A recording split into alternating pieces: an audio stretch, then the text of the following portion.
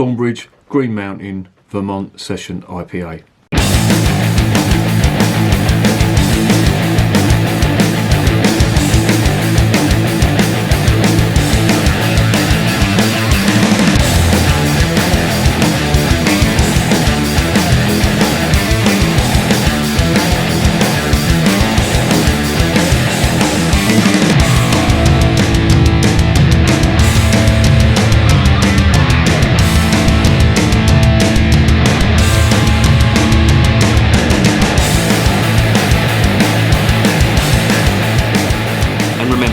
Life is too short to be drinking shitty beer.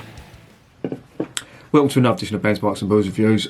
I have got a can of the Thornbridge Green Mountain Vermont Session, Hazy Vermont Session IPA.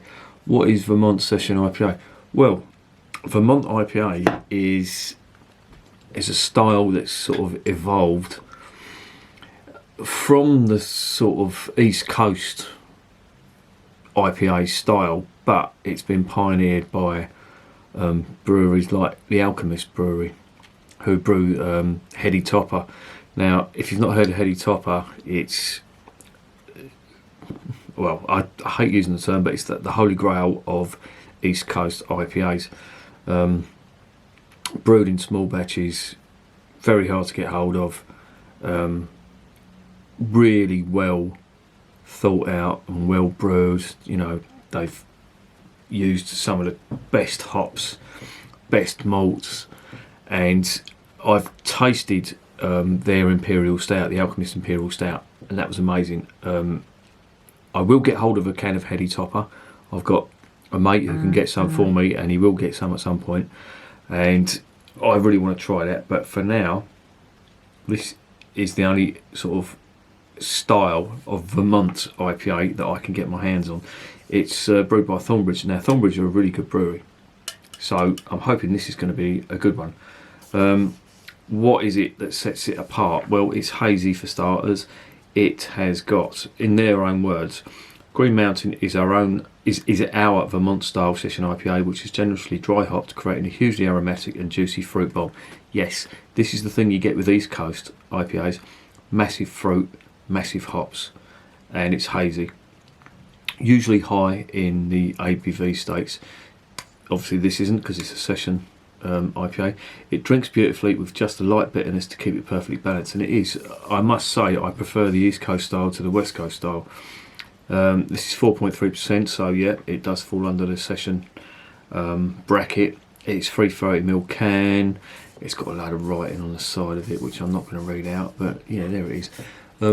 Here is the can.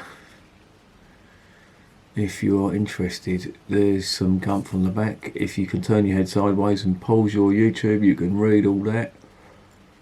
I'm not going to bother.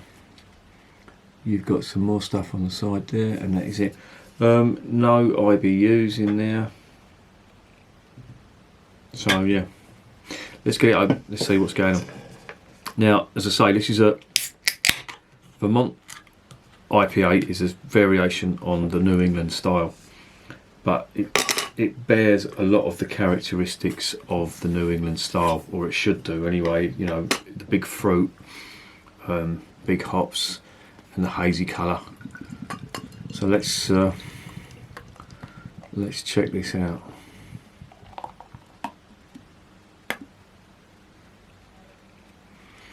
There you go. That is hazy, I will say that, but New England IPA is a bit more of a brighter colour, in my opinion. This is like a subdued golden or golden yellow colour. 1.5 finger foamy white head.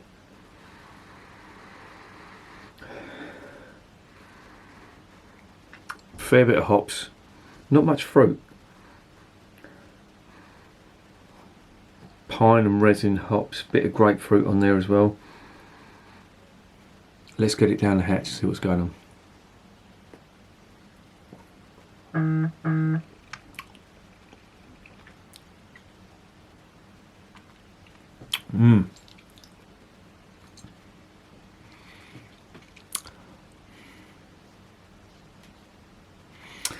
That's a bit weird. there is a slight oniony type, that's what I'm getting. And when you get that oniony type aroma, that's hops that have gone off, or the bad hops. But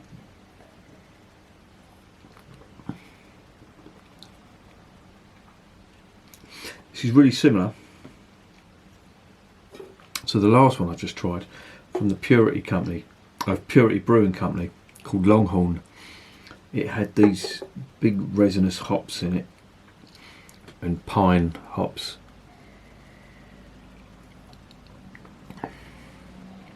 Not much grapefruit though. There's a hint of onion, and I've got this in a few beers. And when you do get onion sort of flavours in beer, it's usually with hops that have sort of, I don't know, not gone off, but they've got something wrong with them.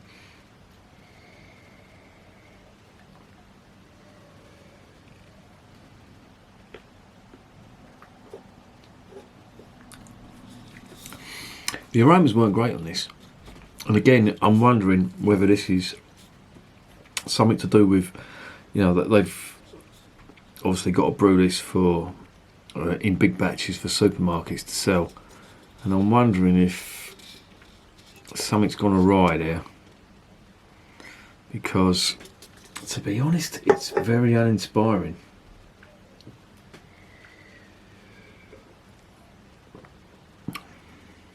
It's not what I'd expect of a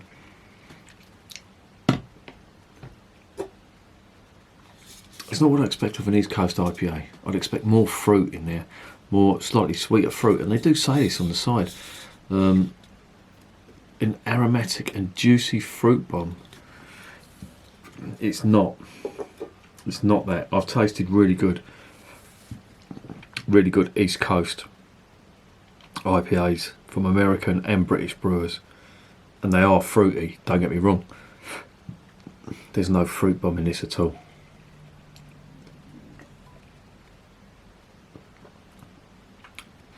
I'd be expecting big orange and mango, ripe mango flavours and aromas too, and I'm not getting any of that at all. I'm just getting hops, and do you know what? It's so identical to that last one I just tried, the Purity Brewing Company Longhorn. Very, very similar, and to be honest, pretty uninspiring.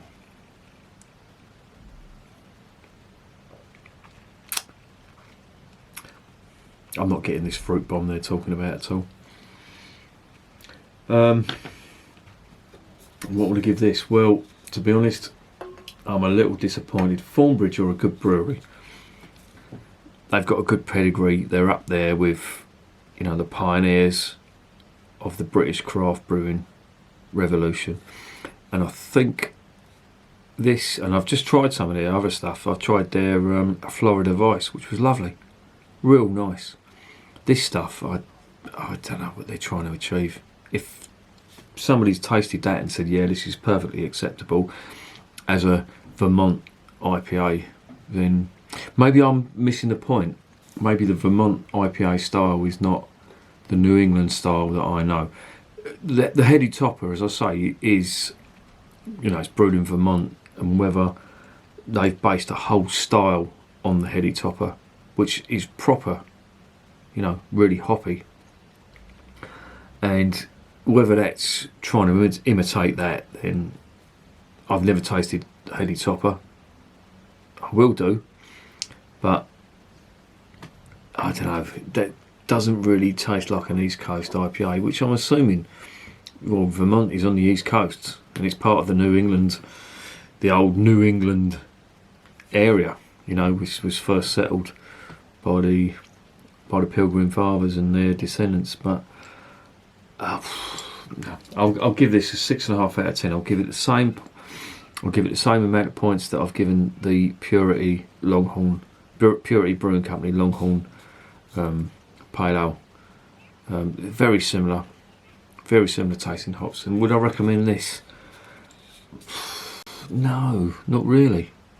I can't. It doesn't do anything that makes me want to think I want to buy this again. And it's okay, yeah, I can drink it, but no, it's not really doing it for me. 6.5 out of 10 and not recommended, unfortunately. But that's no reflection on the Thornbridge Brewery. They do some crackers. That's an off one. I'd avoid that. Try some of their other stuff. And remember, beer is working class champagne.